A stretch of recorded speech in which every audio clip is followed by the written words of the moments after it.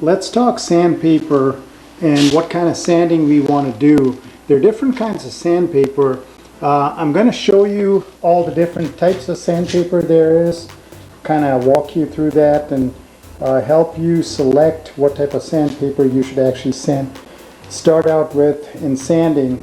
So probably the roughest sandpaper, the lower the number, they have different numbers that go with sandpaper. This one here is a 50. You can see the 50. It's kind of a rough texture. You can even put your fingers on it and once you get to know sandpaper, you can kind of tell how rough or smooth it is. So the 50 is probably the roughest. The next one here that you're looking at, that is actually an 80 grit. I'll show you. You just have to look at the back of the sandpaper to see what that is. This is made by 3M. You can see there's an 80 right there. That is the next level up, which means it gives you a slightly smoother finish than a 50 grit. And then we have other types of sandpaper too. This is a 150 grit, which is actually finer than the 80 grit and even finer than the 50 grit. And then we can go one step smoother than that. This one here is a 220, which is very fine. I'm going to start the sanding out with the 80 grit, and then if need be, I will go to the 150 or 220, but normally 80 or 150 should suffice.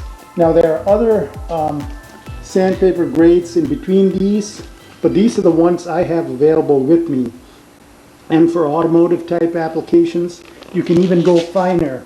I'm going to show you some automotive type sandpaper, which we won't be using here. But this one here is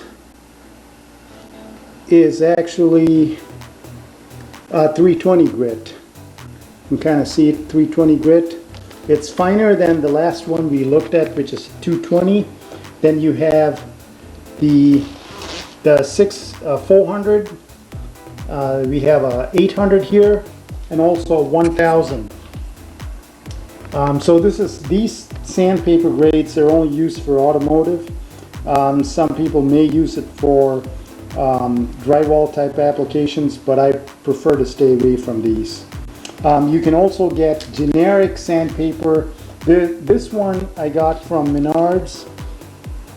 This one does not have any kind of grit rating on it that I can see, but I would generally avoid picking a sandpaper that does not have a grade listed on it.